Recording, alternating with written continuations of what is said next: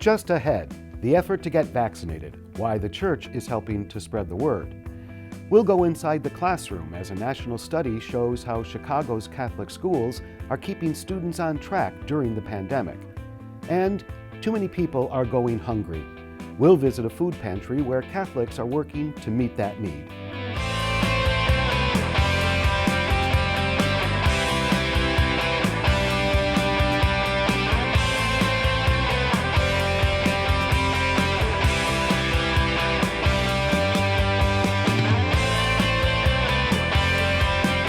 The Archdiocese of Chicago is a vibrant and diverse faith community. We celebrate our faith through worship, evangelization, and reaching out to the needy. Welcome to Catholic Chicago. Hello, I'm Todd Williamson, Director of the Office for Divine Worship for the Archdiocese of Chicago. And joining me remotely and physically distanced in this pandemic is Cardinal Blaise Cupich. Hello, Cardinal. It's good to be with you. Thank you, Todd. Good to be with you as well. Cardinal, the COVID-19 pandemic continues to impact our lives, from how we work to how we worship. But there is hopeful news on the health front. Vaccinations are now available, and the Archdiocese of Chicago is joining the effort to encourage everyone to get vaccinated when it's their time. As part of that effort, Cardinal, you and others from the Archdiocese rolled up your sleeves twice in the past few weeks for your double-dose vaccinations.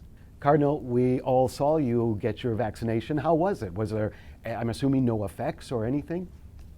Really, I had no after effect. In fact, I saw the needle was longer than usual, and I wondered what that would feel like. The nurse who injected me did it in such a very wonderful way. I didn't have any after effect at all, and I'm just so pleased that it went well.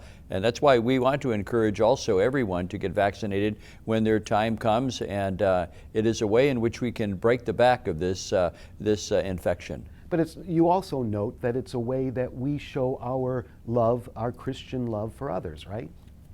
It is, I think, very important for us to understand it's not just about ourselves being inoculated from the virus, but also in which we do so for the common good so that we stop the spread of this terrible illness.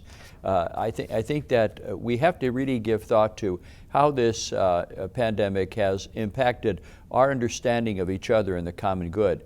We all realize now that we're vulnerable and that we all have the same risk of mortality given the spread of this disease. And so it is in our personal best interest, but also in the interest of all, our families, our neighborhoods, our communities, to get vaccinated. And you even noted yourself, it's quick, it's painless. There's really no reason not to, right? That's right, and I think that the healthcare officials, the public health officials, have done a wonderful job in trying to line up people to get vaccinated. I know people are a little frustrated right now about when their time will come, but we have to realize that this is a once-in-a-lifetime situation, and people who are on the front lines are doing the best they can.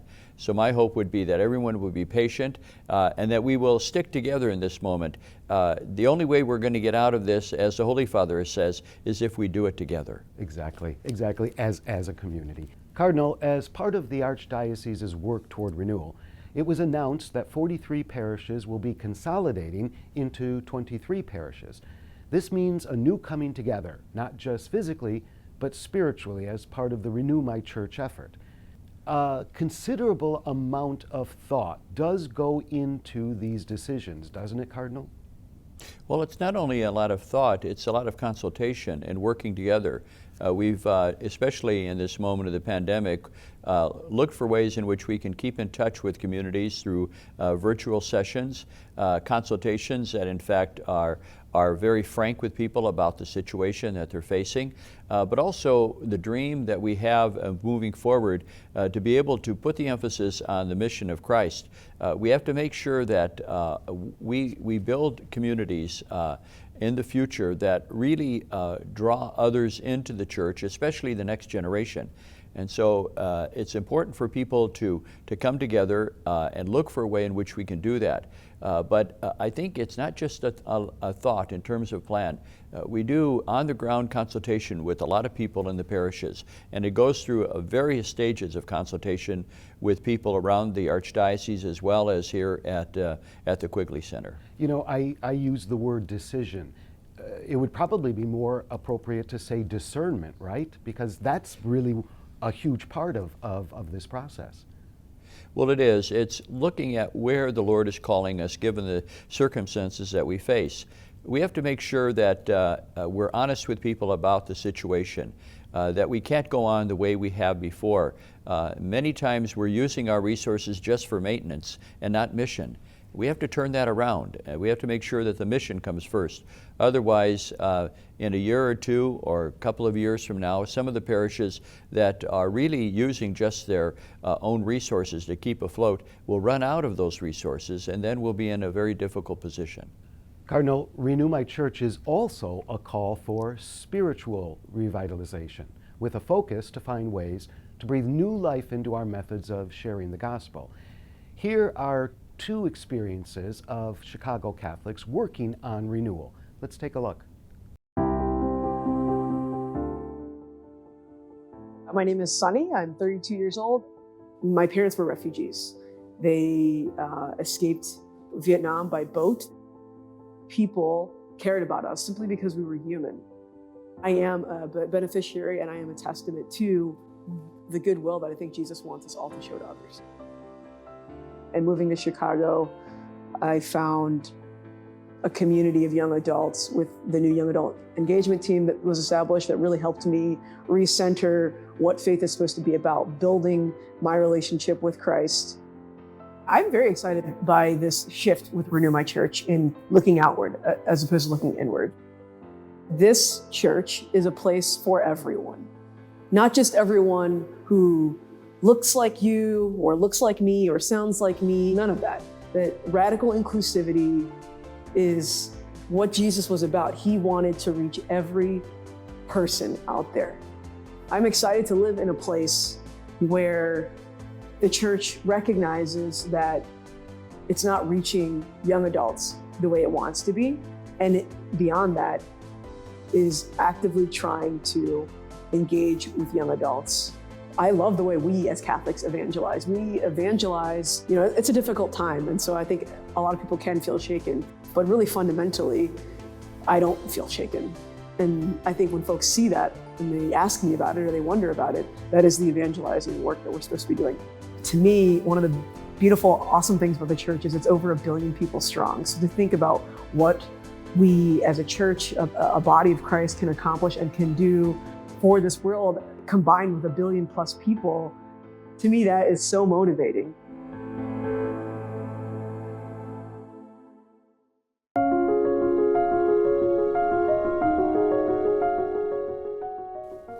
If people truly open their hearts to the Renew My Church process, the possibilities are endless. I mean, they truly are endless. The things that can happen are phenomenal.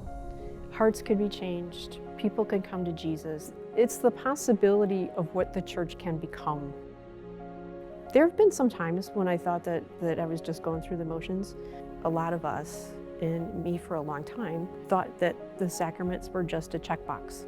The fact that we have the opportunity to receive the Eucharist on a daily basis is a gift. It's truly a gift that we can receive Jesus every day of the year, every day. I can't wait for that part of the Mass because I am so excited to get Jesus. God wants to be in relationship with you. He created you for a reason. He gave you a purpose, and it's our job as baptized Christians to deliver that message. And a lot of us don't realize that that's what we're supposed to be doing. When we had our Alpha in person, we had food at every meeting. Most of it was home cooked. People came in after work, they had a home cooked meal. We sat down, we watched a video. We had discussion. It was open, honest, non-judgmental, and everybody had a great time. We need to get back to the basics. And that's what this renewal is about, is getting back to the basics and getting back to what Jesus has asked us to do about making disciples. So let's do it. I mean, it's very simple. It was a very simple command. Go make disciples. Easy, right?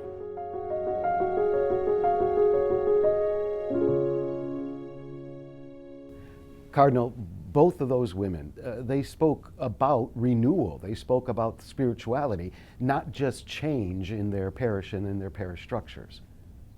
That's right, because it begins with forming missionary disciples. If we don't have that, then it's going to be difficult to build communities and inspire witness, which are the other two parts of Renew My Church. Yeah. It begins with each individual Catholic taking responsibility for the mission of Christ, and I'm seeing that people are responding to that. They're excited about it, and our priests are energized by that because they realize that people are standing with them as we're trying to bring about a major renewal in the life of the Church. You know, that one woman spoke about the experience of Alpha. That and other processes like that just give people an opportunity to come together, to ask questions about their faith, to share their faith, and it really does lead to individual renewal of faith and of life.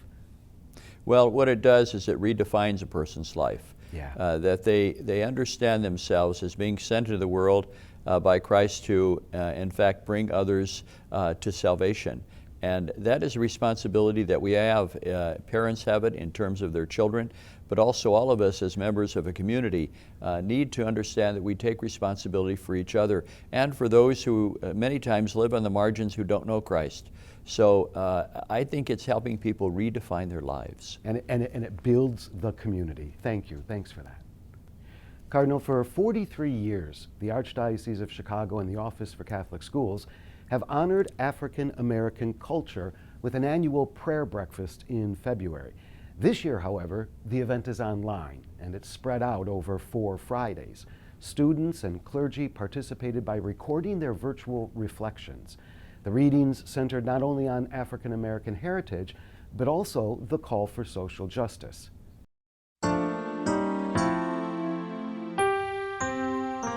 I believe.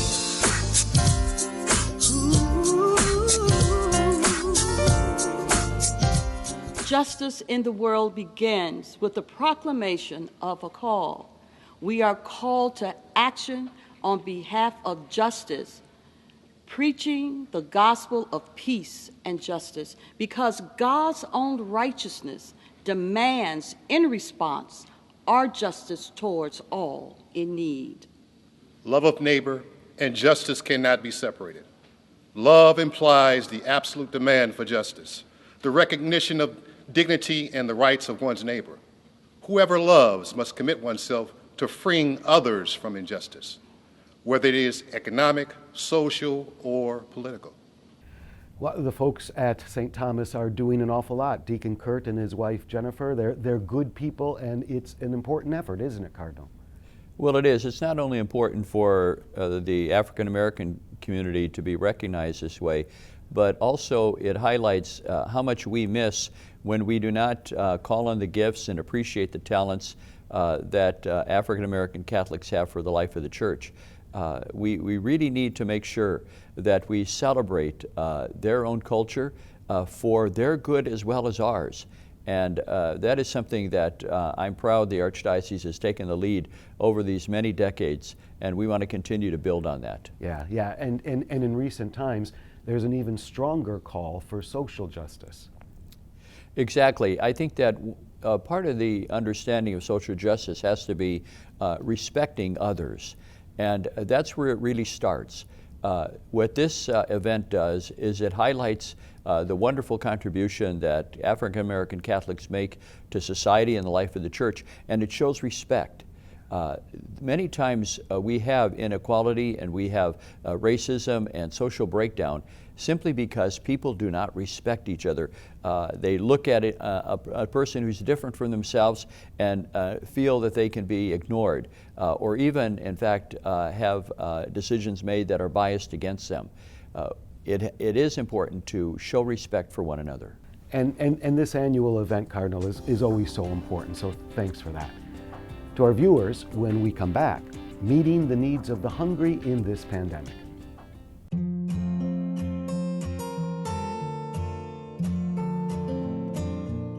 I encourage everyone, in fact, when your time comes and you are invited to get vaccinated, to do so. It's not only for your health, but as the Holy Father has said, it's for the common good, the health of all, that we have a moral obligation to make sure that we stamp out this pandemic. So my hope is that we all will pull together in this time in which our country and the world is suffering. I'm encouraged too to learn that on this day in which I get my second round of vaccination, that the Holy Father got his first round. And so he is setting an example for the world and for the Universal Church. Again, I am so grateful to everyone here at St. Anthony's, and I encourage everyone to get vaccinated.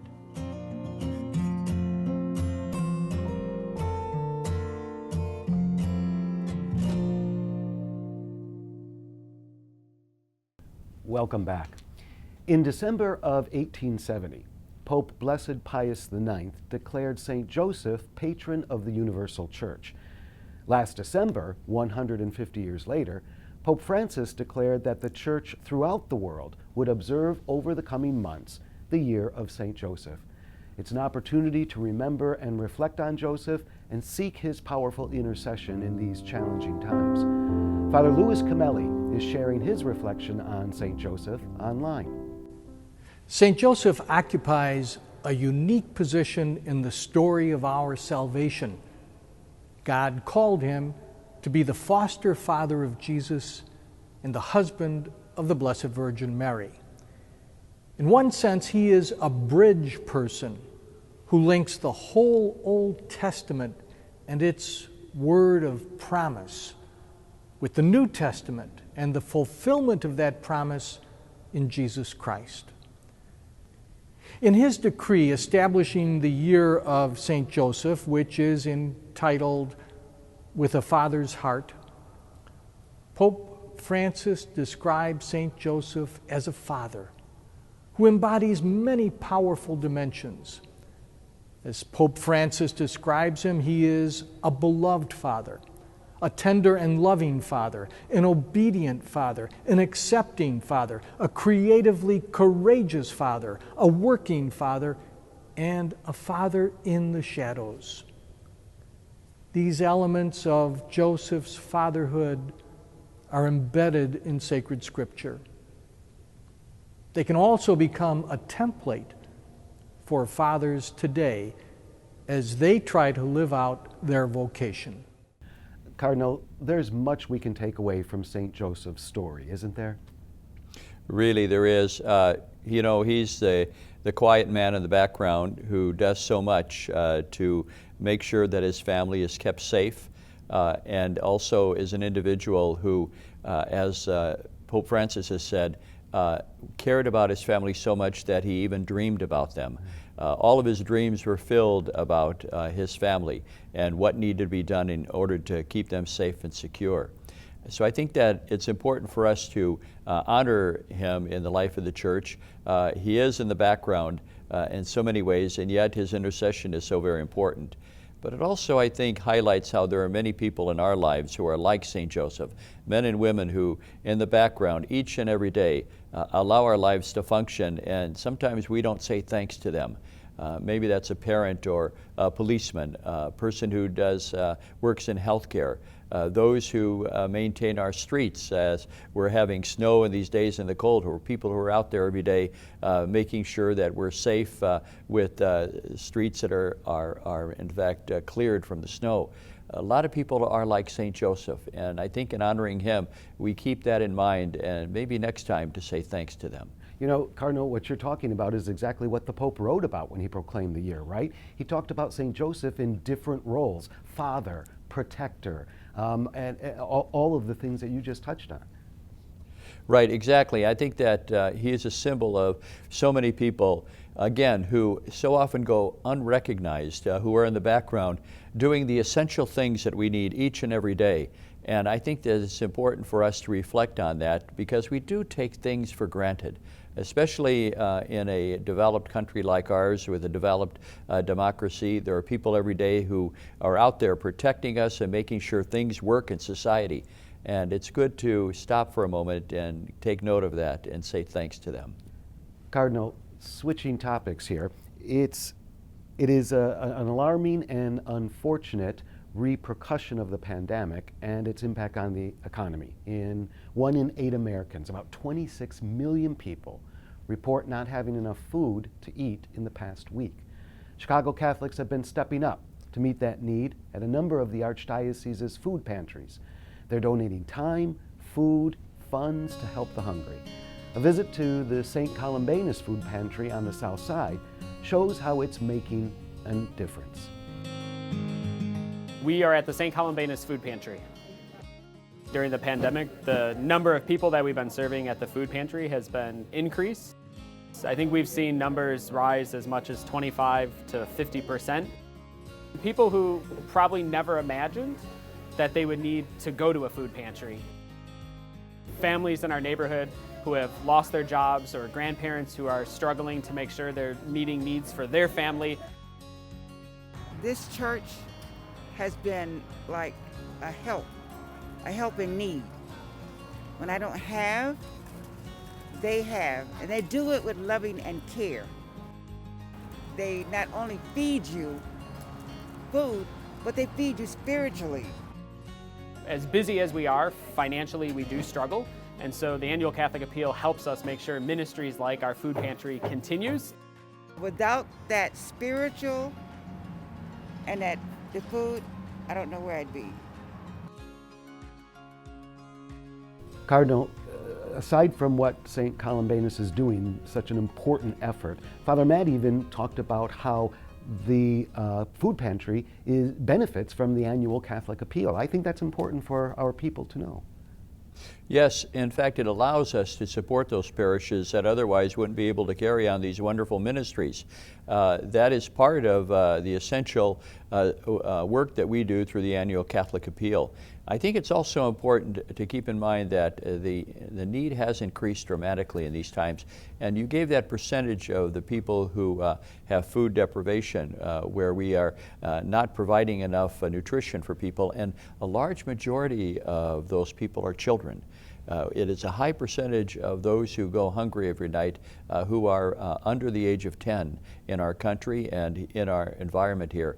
That should prompt all of us to be generous in ways that support these pantries, that support the Annual Catholic Appeal, but also maybe ourselves become involved as volunteers to make sure that this food deficiency that we have, that we close that gap. You know, that's a good point, Cardinal. Of course, St. Columbanus, Father Matt, they do tremendous work there on the South Side. But there are a number of parishes all over the Archdiocese that have food pantries, that have a ministry of outreach to those who are hungry. And those are terribly important, aren't they? They really are. It gets people, young and old, involved and make sure that we pull together as a parish. But many people as well has come forward, even if they can't go and help with the food pantry in the special collection that we had with Catholic Charities. We raised over $35 million to make sure that people's needs would be taken care of, from food to these pantries, to rent, burying the dead, as we did the other day with this family that was lost the 4 children and the mother. Yep. We had the funeral over at Our Lady of Guadalupe Shrine. There are so many people like that who are just living on the edge because of this pandemic. And we have to make sure that we go to the peripheries, as the Holy Father says, and reach out to them. Yeah, I had forgotten about that special collection. That's fantastic that it brought in that amount. That's great. The Archdiocese of Chicago's Catholic schools, like schools everywhere, clearly faced academic challenges in coping with the pandemic. But now, an outside study finds Archdiocese students were able to meet, and an overwhelming number even exceeded, learning goals. In the national study released by McKinsey & Company, over a 12-month period, Archdiocese students performed an average of 105% of the expected learning growth in math and 130% of the expected learning growth in reading. A number of national publications have singled out our schools for a successful transition to in-classroom learning for students and teachers. A conversation with kindergarten teacher Sharon Fagans from St. Agnes of Bohemia School helps us understand how it is the community coming together makes the difference. We are at St. Agnes of Bohemia Elementary School. I teach kindergarten. So when you walk in the door, the staff, you're just greeted with love. It's just a joy, just being in the hallway and they're like, "Hi, Miss Sharon." My hopes for my students is to thrive. My students, they've been working really hard through this crazy time. It's very important for them to, just reach their goals and just to learn and just to be comfortable, to be happy and okay. We learned a lot in Mass about the Lord and about praying. The main phrase, "What will Jesus do?" And I use that a lot for my students, and they really grasp and they really do think like, oh, he would be nice, or he would keep us safe. So I love using him and using love and family and Jesus Christ in the classroom. It was a lot of humps that my students had to get through, and I just want them to keep getting over those humps so I can be like, yay, we made it through this crazy year. Cardinal, as that teacher just talked about, it is a struggle for learning in this pandemic, but the Archdiocese of Chicago has done well, hasn't it?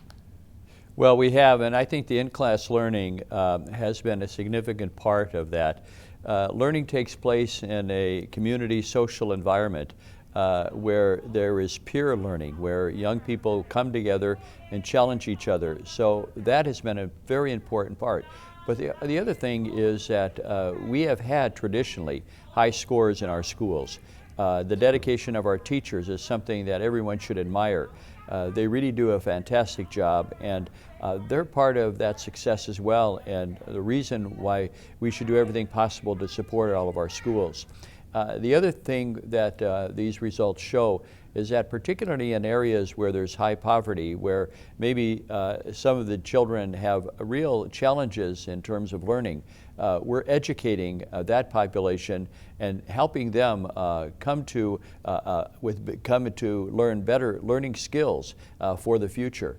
A good number of the young people in the inner city that we teach are not Catholic, but they benefit from our Catholic education and our tradition.